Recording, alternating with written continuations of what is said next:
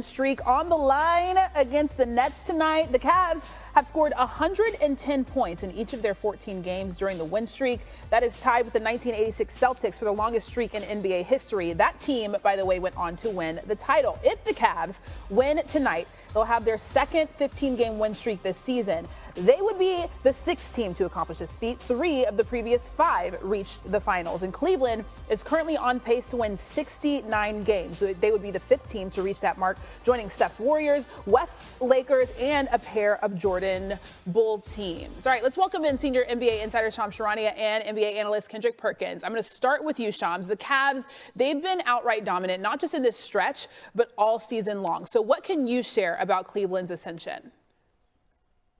Christine, to me, a lot of it starts with Kenny Atkinson, likely the coach of the year, one of the favorites, one of the front runners. And you think about his experiences with the Brooklyn Nets, then the Los Angeles Clippers, and then the Golden State Warriors. And all that really primed him to really take on this Cavaliers challenge. And that front office really wanted to stick it out with the roster that they had. They stuck by Donovan Mitchell, Darius Garland backcourt. They stuck by that Evan Mobley, Jarrett Allen frontcourt. And he's been able to get both combos clicking. And then on the roster side, DeAndre Hunter, getting him at the trade deadline. They are 12-0 with him in the lineup when he's been on that roster. He shot 50% from 3 in Atlanta. He shot 39%. So he is shooting the ball better. And when I think of why they got him, they got it for matchups like tonight, potentially, against Kyle Kuzma, Giannis Antetokounmpo, and then later on, Boston against Jason Tatum and Jaylen Brown. All right, Perk, so I feel like a lot of people are probably very surprised that the Cavs have been playing the way that they have this season. What stands out to you the most about their success so far? Oh, I mean, Sean's brought up Kenny Atkinson. Kenny Atkinson was brought there for a few reasons, but one of the most important reasons was to unlock Evan Mobley, and he has done just that. I understand that, Donovan Mitchell is the best player on the team, but Evan Mobley is the most important player if they're trying to make a title run, which they are.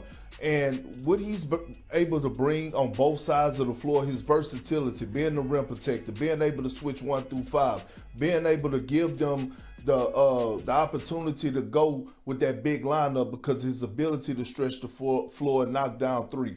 Being able to go small and being able to utilize him in the way that Boston utilized Kristaps Porzingis last year in the finals and majority of last year with his post-ups on mismatches. So if this Cavs team is going to go far, it's going to be on the back of Evan Mobley and what he do in the postseason. I like that you call him the most important player. The Cavs, by the way, they're trying out a nickname for him called the Predicament. We'll see how that works out. All right, last night, the Lakers, they took an L in Brooklyn with 3 starters out, including LeBron James, who's recovering from that strained left groin. Luka recorded his second triple-double as a Laker, but he shot 8 for 26 with 5 turnovers. LA's loss wasn't solely on Doncic's shoulders. JJ Redick did not tiptoe around why his team was not up to par with the Nets. We just wanted to take shortcuts. Too many. They scored 20 points on us gambling. They had 16 offensive rebounds. We ball watched all night. We said no dare shots. I'll go through it. They probably made 6, 7 uncontested threes. Just shortcuts. You want to be a good team, you want to win in the NBA, you got to do the hard stuff. We couldn't even pass to each other. We couldn't enter our offense. Running ball screens literally at half court. Yeah, that's going to end up in a turnover. I don't know what we're doing.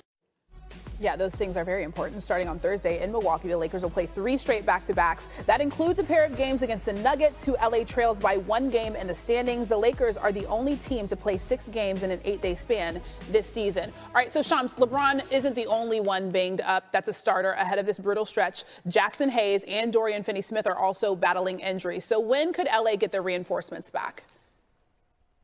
Christine, both Jackson Hayes and Dorian Finney-Smith are listed as day-to-day. They are managing it game-to-game from my understanding. And Jackson Hayes has a knee contusion. Dorian Finney-Smith has ankle soreness. And they're hoping that they can get at least one player back here out of that mix for Thursday night in Milwaukee. LeBron James, though, of course, is the larger injury concern for the Lakers. And right now, he's expected to miss a period of weeks, at least 1 to 2 weeks. And the good news for the Lakers, though, is that he did not hear a pop in that groin. He did hear that in 2018 when he had that torn groin muscle, but he will be out several games. The hope is that they're going to get at least one of Jackson Hayes, Dorian Finney-Smith back here in the coming games. Okay, so Perk, we heard from JJ. What do you need to see from LA until LeBron gets back on the court?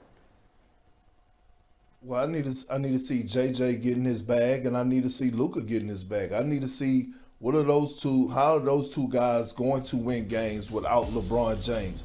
And I get it. They have a lot of guys that are banged up, but a lot of guys around the league on other teams are banged up as well. Luka is a bona fide superstar, right? He's a walk-in triple-double. He got to find a way to win games without LeBron James, right? You trade away Anthony Davis, you bring in an international superstar. Let's see what you could do. Let's see how the future looks. Give us an appetizer to see what it looks like. And JJ got to dive a little deeper as well. All right, we'll see if they're able to figure things out. I want to bring up something with you, Perk. You posted this on your social media. Kenan Thompson parroting you on SNL. He did a pretty good job. I do think the beard was a little long, but what were your thoughts on it? No, I thought he killed it. You know what I mean? With everything, the suit. Actually, yeah, I do. I got that suit on in my profile picture, but I thought he did a great job. I wasn't mad at it at all.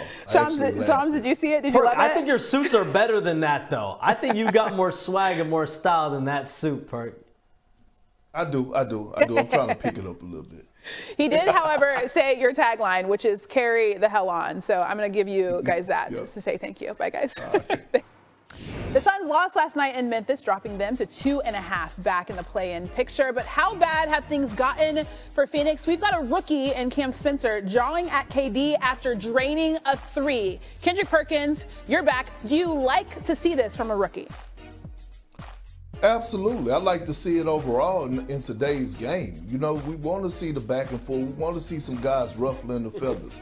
I'm tired of the jersey swap. That bring out the best of each guy. That brings the competition level there. And I'm looking forward to seeing if the Suns and Memphis Grizzlies play again this season. I like when things get a little chippy too. All right, Perk. The only thing hotter than trash talk in Memphis is what's happening with Golden State. The Warriors are 12-2 since Jimmy Butler's debut.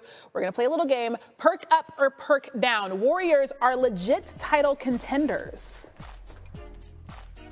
Christine, a lot of people call me, a hater of the Golden State Warriors and Steph Curry, but I'm perked down on this. Look, did Jimmy Butler bring life to Steph Curry and Golden State? Absolutely. Are they legit title contenders? No, they're not. I feel like they're off-season away, and then on top of that, they haven't faced anyone, not legit title contenders. So I'm perked down on them. He says he's not a hater. He just spits facts. All right, perk up or perk down. A healthy Timberwolves squad will make noise in the West.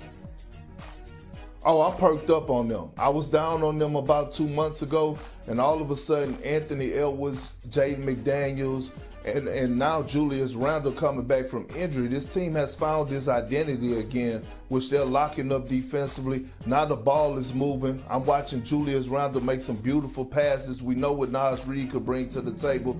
Anytime you have Anthony Edwards in the 7-game series, I'm perked up. All right, another young guy, SGA.